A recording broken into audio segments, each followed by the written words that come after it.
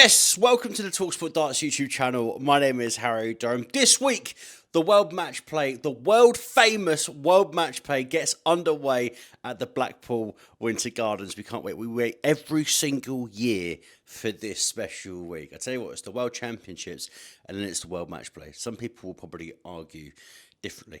8 days of darting action, battling it out for the Phil Taylor Trophy. Don't forget, you'll be able to follow all of it right here on the talkSPORT Darts YouTube channel. We'll have watch-alongs of every single game in Blackpool. I'm pleased to say that joining me now to look ahead to all of the action is 2020 Premier League winner and also two-time Matchplay semi-finalist Glen Durrant. Duzza, how are we? Absolutely wonderful. I've got to disagree. I think the Premier League's second best behind the Wales.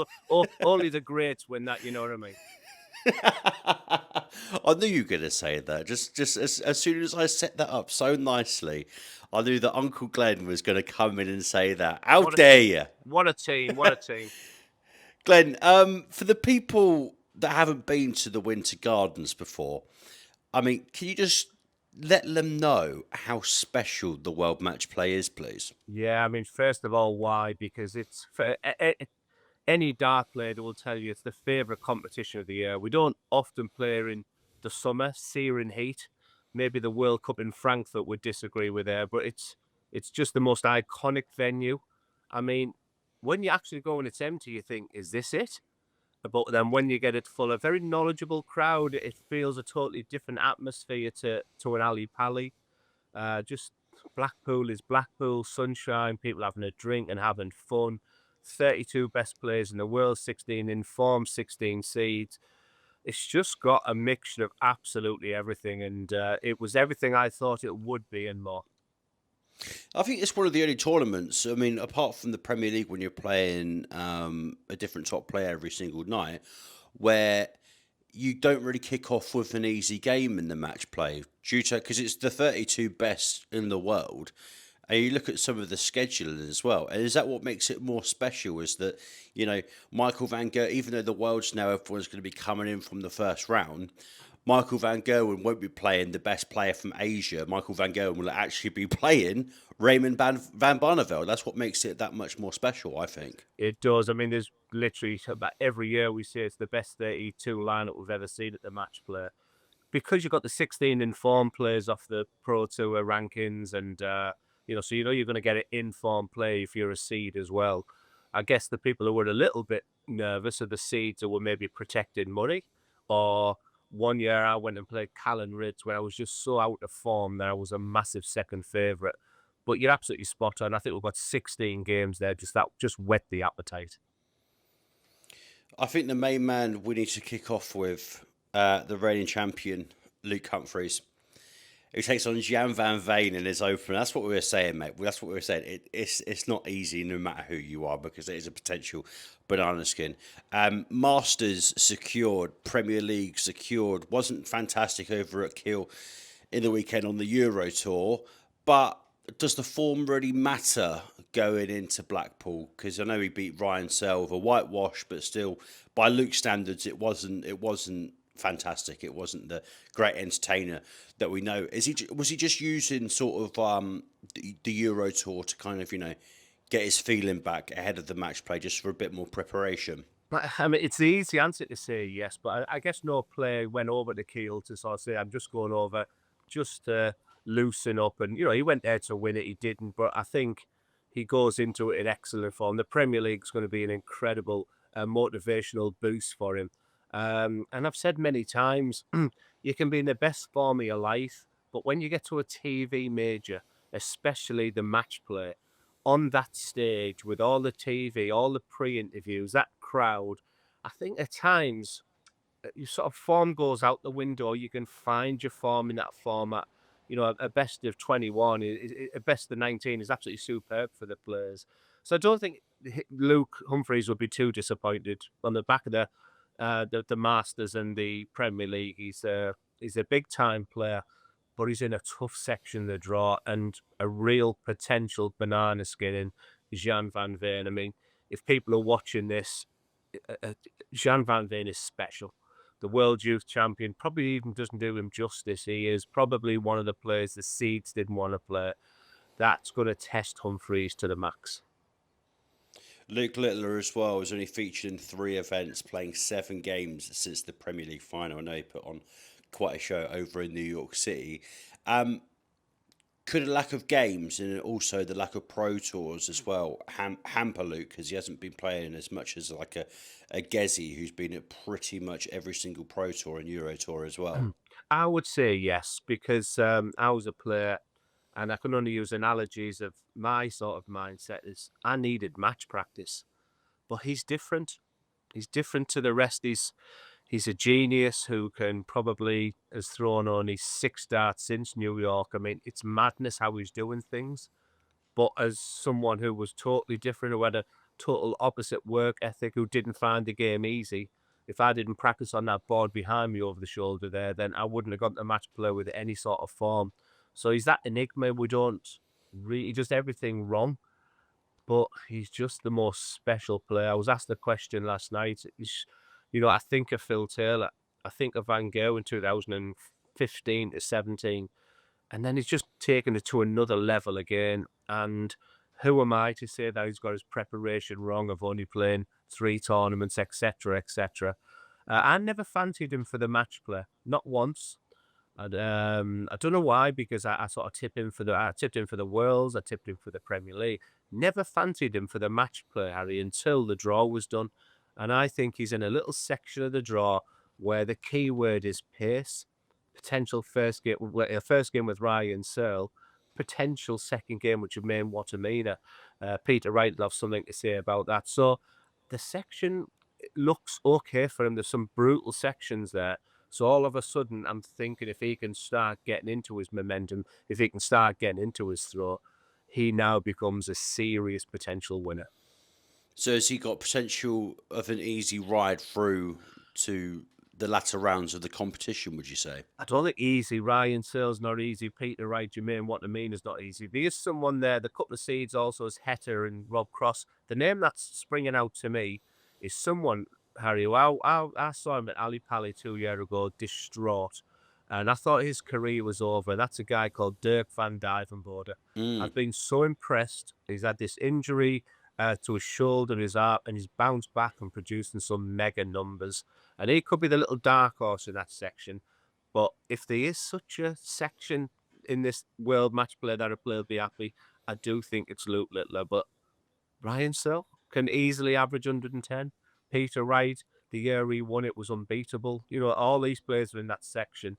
Hetter banging form, Cross has had success there. But I think if he looks at that, it could have been a lot worse. Michael Van Gerwen, of course, will be playing at the World Match Player tournament that he's won many a time in the past, facing off against Barney in his opener. Is it still a long way back for Michael? I know he's had a lot going on in his personal life and form issues as well. Is it going to take longer than the World Match Play for him to get back to his best? I mean, he somehow got to the World Championships finals, and he seems to find ways because he's this in my eyes, he's the second greatest player to ever pick up tungsten. So you never write him off. And if there's one thing that's going to get him going, it's a match with Raymond van Barneveld. 60 times they've met previously. And I reckon there could have been a couple of games there where if things weren't going his way early doors, it might not have, he might have just put the share down to just like, what am I doing? I need to sort things out. I think he saw that draw and it couldn't have been any better for him. It's the one that stands out for me. Some of maybe the younger, newer players will be looking at the Jan van Veen, Humphries, etc. But there's just so much rivalry, that Dutch master against the apprentice. It's 2 of the greatest players we've ever seen. And I think if something's going to get Michael Van Gerwen going in Blackpool, it could be that match with Raymond. So I think that's a great draw for him.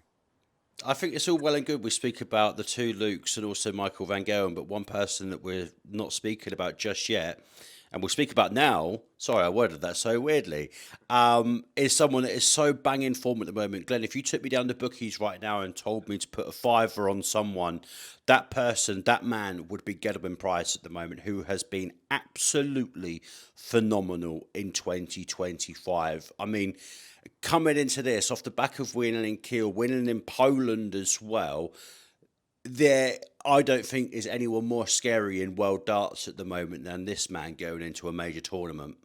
And very similar to me, good-looking guy who's trimmed right down, got the muscles. But joking aside, I think that little bit of weight loss is really helped him as well, and it can help on that stage of Blackpool because it's blisteringly hot, and you can see players actually wilting there. And I don't think there'll be a bead of sweat on him because he's about the fittest player out there. He talks so well. The past couple of years, I just didn't like the rhetoric coming out of his mouth, and it was almost like a chore being a dart player, and it's far from that right now. And on the back of a winning Kiel, there was a moment where he hit 119 checkout in, I think it was the quarter final. Mm. He's got something that you can't coach, you can't really teach. He's just got that incredible bottle that where he's got one dart in hand, whether it's a double top and bull. It's Gerwyn Price, a proven winner. I thought the way he dealt with the World Cup final loss just shows that his attributes are the same. He was an excellent in sportsmanship. In the players area, he's ferociously professional. He just sits there on his own. He goes through his routines. I'm a big fan of Gerwyn Price. I used to love playing him. And I think he's played Daryl Gurney many times, and I'm liking the version of Daryl Gurney these days as well. So Mm. I'm certainly not writing him off, but he is in a section potentially with Chris Dobie, who he's got a good record against. Might want to right the wrong Somali Pally last year, and Josh Rock and Michael Van Gerwen are lurking as well. So if Gerwyn Price is going to do it, and you want to go to the bookies, Harry, then I would say he's going to work hard to do it, but he's banging form and he won't be looking at the draw. He's certain if I got him a Yeah. he's just someone who he's so impressive. He's so impressive away from the hockey. I'm a seriously big fan. It's almost like his second coming. Mm. Like quite literally is the reinvention and the resurrection of Gerwyn Price at the moment. I think it's amazing to see. He could have folded, he could have given up, and he could have walked away from darts completely. And he said over the weekend that next year he's going to stop doing as many exhibitions. I know darts fans won't like to hear that because obviously they want to see the best players possible at these exhibitions. But the reason why they're in this sport is because it's unbelievable and the fandom is so good. But you want to win majors, and Gerwyn Price being at the age of 40 now. I mean, there is potential that he could have longevity. He said to me in an interview a couple of months ago that he wants to stay doing it for another decade, another 10 years. And if you think about a 10-year window, it's quite a long time, but it's quite short at the same time as well. Yeah. So, I mean, I can. What do you think about him? That's a good point actually. With you doing so many exhibitions as well, and so many ex-pros and current pros doing exhibitions, would you take? Would you make of him saying, "I don't want to. I want to step back from the exhibitions. I want to go and win majors." That's banging, right attitude, surely. I like it. I like it. Short term, I mean, these exhibitions are great, but the flying in from Finland, from Scandinavia, I quite like the thing at Hyde Park last week because it was great for darts. But you've got to listen to your body. And when you get on that stage at the match play, you want to be fit, you want to be healthy. And if you were a car, you want a full tank of petrol. And some of these players are taking the money, and the money's good in these exhibitions. Mm. It's excellent. And, I'd be interesting if I was in that position these days because the money right now is great. But you can see, that's affecting them when they're coming to the main because they're tired. But the option you've got is do you go to an exhibition where you're getting paid and getting some match practice, or do you lock yourself away in your dark room, you practice on your own, and you go to the match play? So someone like Dimitri van den Berg in his day, there's no way he would consider uh, a, an exhibition. He had to prime himself in his practice routines before he got to the match play. So almost he knew he was in good form by his practice. And then the other players will decide on doing exhibitions. It's a fine line, But in answer to your question, you have to have a full tank of petrol in your body if you're going to go to a major. And I think that's where Price is coming from. Being at home with a family is as good as any 180 I ever hit. You know, if you're leaving home where you've had a few days with a family, they're happy, you're happy. A happy dart player is a good dart player. So sensible decision. He's very strategic. He's already planning. You know, he planned this year to start. Let's not stop more. He's got the best job in the world. I'll say Yeah. that. I'll listen from a player who I would do anything to be a dart player again. They probably don't realise how lucky they are. Um, and I think he understands that better than anybody. Glenn, just before I let you go, a couple of more questions for you. I've been so impressed. We could talk about Josh Rock and how phenomenal he was in the World Cup and his form recently as well. But I feel like with these opportunities as well, we need to speak about some other players that probably wouldn't really get the mention who I think are actually making waves in the world of darts at the moment. I've been so impressed with Martin Schindler over the last couple of months since the turn of the year as well. How far do you think that Martin Schindler is from being a major winner? Because there is something in that man, his passion, his aggression on the board, and his power scoring and checkouts as well. I think that Martin Schindler's got all of it. Do you see latter rounds of the competition for Martin Schindler? And I'll go back to what I said. How far away is he from winning a major? 4 years ago, Harry, if you asked me the question, I said he lap bottle at the end, put himself in terrific positions, and I don't think he'll make it. I'd stood behind him where didn't fancy him to see off the job. He's a totally different animal. And I go back to my school days where we had mock exams. Well, the European too is mock exam, and he's flourishing. He's passing with an A plus. He's ready for a major, and it's no surprise that he drew Johnny Clayton because this is their sixth time they're going to be playing in 2025. So Yeah. they'll know each other's game as well. I think that's an intriguing, enthralling game with Johnny, who I think's banging form as well. But in answer to your question, Schindler is very, very close. It's hard to win a major, very, very hard, but he's got all the attributes you need. Does it just to finish off then, like always, you got to ask this question. We've spoken about some of the biggest names in darts. We've said what the Winter Gardens is actually like for the punters. Who is going to be the 2025 World Match Play champion? I haven't said it once all year, but I'm going to go with Luke Littler. I've changed my mind purely based on the draw and, like I said, nothing disrespectful who he's played, but the pace of the games. He's avoided maybe where a game could be dictated by someone who's a little bit slower. I was Humphries in my mind, and there's value for money all over the place. But even my value for money, like the Danny Nopperts of this world, the Martin Schindlers of this world, Gary Andersons of this world, Josh Rock, they're in terrifically difficult sections there. So it might sound boring, which is interesting when you're associated boring with me. But yeah, I'm going to go with Luke Littler. I want to thank you so much for your time. Hopefully, we see each other up here in Blackpool whilst I'm up there as well. I'll get you a pint full of your troubles, mate, and coming on and speaking to me because I know obviously you're such a busy man and I appreciate you coming on the channel. Anytime, anytime. I'll see you Thursday.